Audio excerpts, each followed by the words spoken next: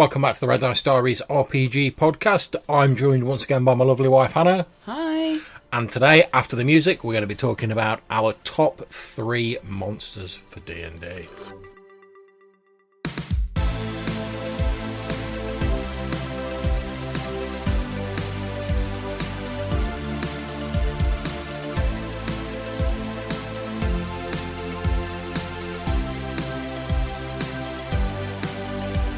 So for this episode, as we said before the music, we thought it'd be kind of fun to talk about our top 3 monsters that we use in D&D.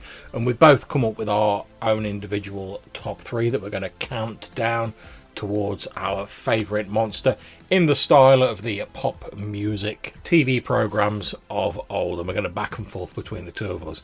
So first of all, love, number 3 for you. What's your third favourite monster and why? Is it this cat that's just walked in? No, she's my first favourite animal companion. Okay. So number 3. Bugbears. Okay, so fairly sort of standard sort of goblinoid, sort of humanoid. Mm-hmm. I like using bugbears rather than goblins or kobolds, Okay. simply because way back when they were the one that nobody used. Like ever, Okay. and therefore people didn't really know like the stats for them. So when you had those sort of George type players that knew every single number and detail on the page for the orcs in the monster manual, Yeah. I want to throw some sort of similar level, similar style villains up against them. Now, from what I understand from the background, like, the bugbears are always supposed to be like the slightly more sort of militarily like organised ones. You know, or is that hobgoblins I'm thinking of? To be honest, they're whatever I want them to be Oh, when fair. I'm using them. I just like the artwork, if I'm honest. That's absolutely fair enough. So what about you? Third favourite monster? Okay, my third favourite monster, and there's going to be a couple of undead in my list, is ghosts. And we've talked a little bit about ghosts before on the podcast, but the reason I like them is because mainly as a GM, they give you an excuse to like shoehorn a bit of background and a bit of like extra plot in without just doing like a massive plot dump. Because as tends to be typical, if you have a ghost, they're normally around because something horrible happened to them, they've got unfinished business, stuff like that. So it lets you sort of hint at the history of your campaign world without just doing like a massive like box text. You know, you can present the sort of background information in a slightly more sort of interesting way, as more like a problem to solve rather than just me reading off a piece of paper. And let's face it, as GMs, like, we love to like get a bit of a background and a sort of story working in there and stuff like that. So number 2 for you.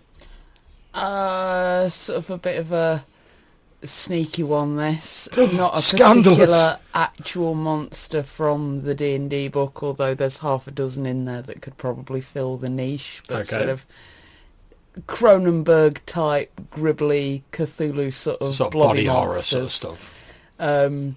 Particularly either somebody turning into something gribbly or something gribbly disguised as someone, a la The Thing.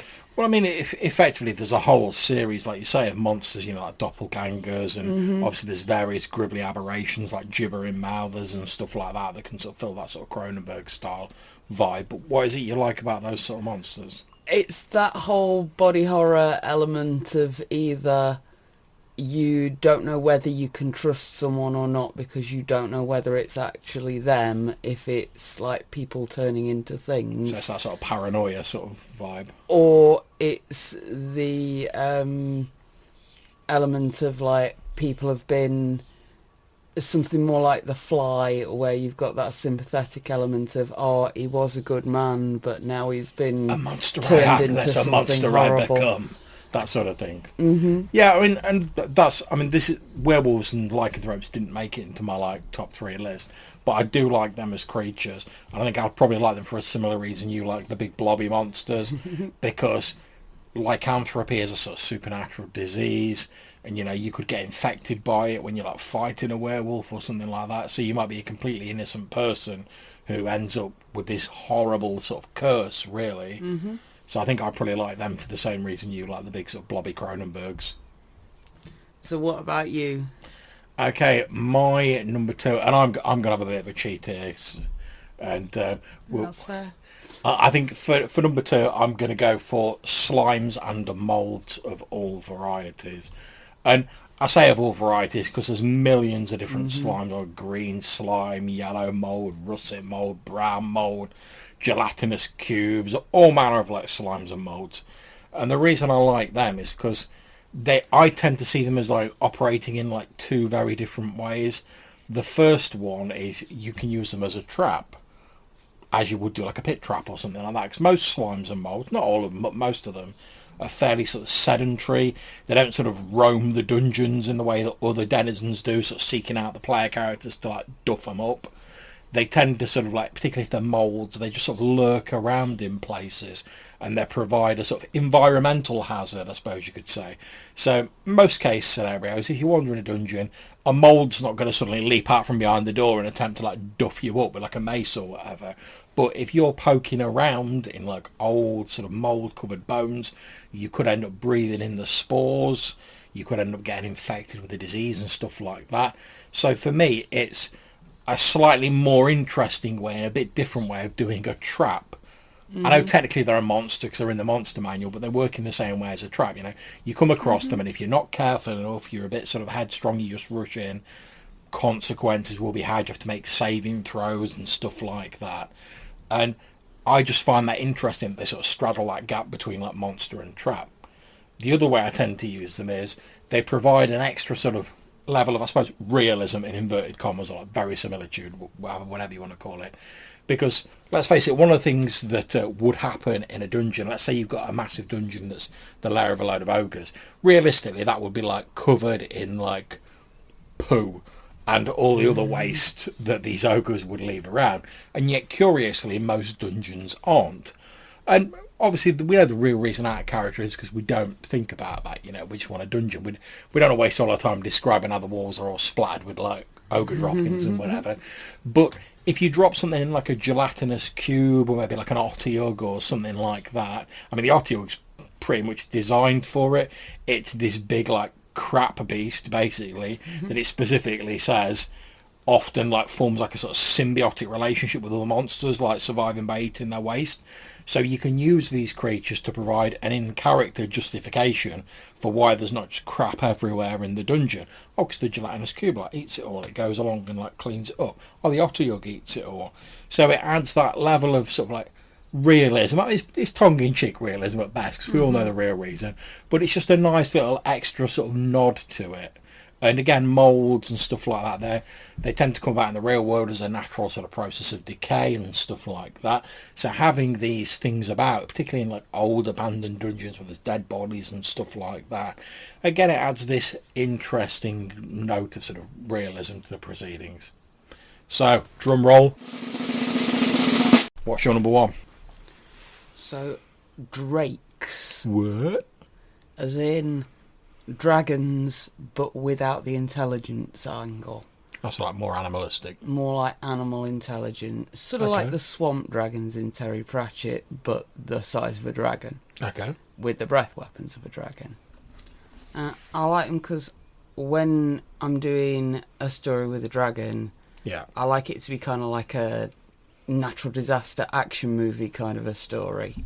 Yeah, I entirely agree, sweetie. I mean, I've got a huge red dragon called the Fire Lord in my OSE campaign at the minute, and that's actually like a human wizard who turned himself into a dragon. But since then, I've really like kept him off stage, sort of like political behind the scenes machinations. He's more like a force of nature. He doesn't keep showing up all the time. Yeah, that's the bit that's... There is an intelligence there that has a purpose that could be reasoned with. Yeah. Don't just want to eat you. Oh, he wants that as well, but no, I know what you mean. He doesn't just want that. All a big fire drake wants is to burn everything and eat everything. Yeah. It can't be reasoned with. It can't be persuaded or bribed. You can fight it, or you can get out of its way, or you can die. They're your options.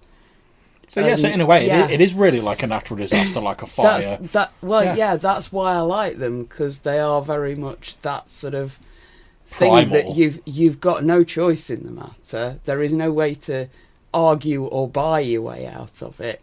You've got very few options. So, John, Yeah. who's going to be your favourite D&D monster? Well, drum roll, please. Well, I played a lot of RPGs in the 90s, so it's vampires, vampires, vampires. So good they named them thrice. Now, all jokes aside about me playing far too much World of Darkness and stuff in the 90s, again, the reason I like vampires is partly for the same reason I like ghosts, and it's also partly for the same reason you said you like sort of Cronenberg-esque creatures. Obviously with vampires, again, they have a past. It's often convoluted, and it's how they ended up being a vampire, so you can get a bit of your world lore in, but also it's got that whole like curse element like you were talking about with these sort of Cronenberg shape changer creatures, because although they tend to become evil over time, most vampires didn't start off evil. They sort of got turned into a vampire, or something unfortunate happened to them that led to them being in this state. And yet, over thousands of years, they might have embraced it and become evil as all get up, but they often didn't start that way. So you can get a bit of an element of tragedy in there as well. Also, it's a really useful thing because most players, at least on some level, we're all familiar with vampires. We've all seen a vampire film. We all know about the steaks and the garlic and the running water and all that shizzle. And yeah, you might say, well, that could be like a bit of a detriment because like surely everyone knows that crosses repel vampires and stuff like that. But that can actually be a really good thing. If you just want a session where you just want to relax and take on an enemy, something you're comfortable with that character can be good. Or a short session. Yeah, like exactly. Like a one-shot or something like that. Yeah. Absolutely right. Having these like little shortcuts and these things you already know enables you to jump straight into the action. Also, it allows you to potentially ramp up the tension even more or create sort of confusion and fear depending on how you play it. Because let's say, for instance, we all know that vampires are repelled by crosses. Let's say in your campaign world, they're not. So what happens the first time your heroes like rock up to this vampire and they like do the old cross candlestick tricks in front of it and it just laughs at them? Because maybe they've not got faith. Maybe only clerics can turn vampires because they can. Or maybe it has to be made out of silver, or maybe it has to be a proper cross of a certain religion or whatever. Either way, that'll then put the play. If you want to do it like that, that'll then put the players on the back foot, probably make them a little bit more wary.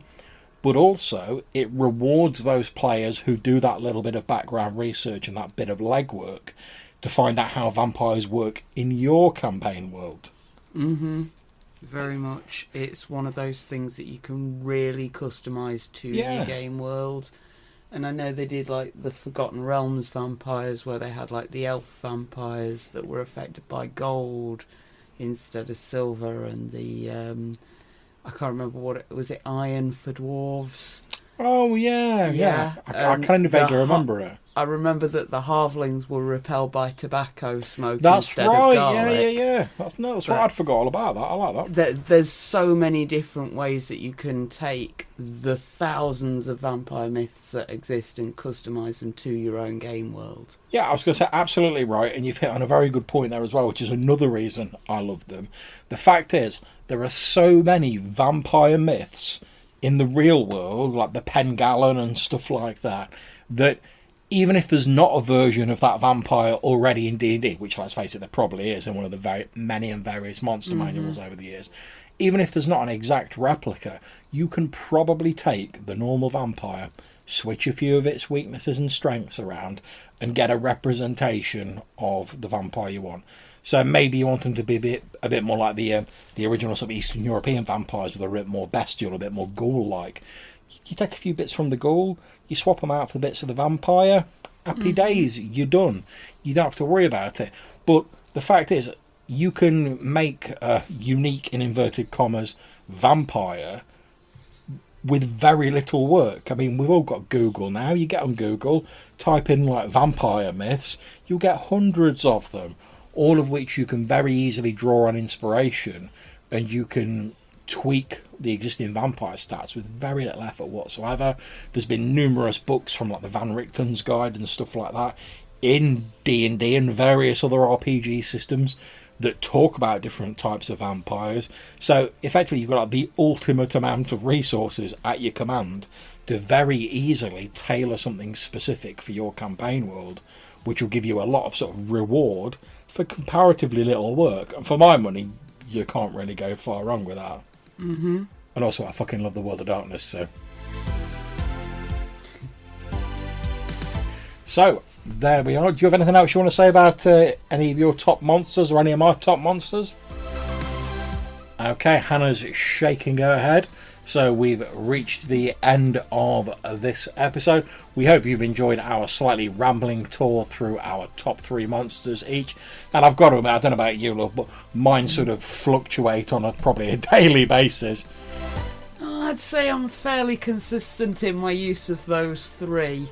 Now, if you wanted me to look for a top 5, I'd really struggle to pick 2 more. Yeah, that's fair. But we hope you've enjoyed the episode anyway. If you'd like to call in, maybe tell us what your own top 3 monsters are, or what you think of our top 3. Do you love the vampire? Do you hate the doppelganger, or vice versa? Do you love a bit of slime and mould in your games? Either way, call in and tell us. You can get in touch in a few different ways. You can leave us a voicemail message on SpeakPipe or Anchor, or you could send us an email to rddrpgpodcast@gmail.com. We might feature your call in a future episode. So until we see you again, take care, stay safe, and whatever you're playing, have fun. Bye.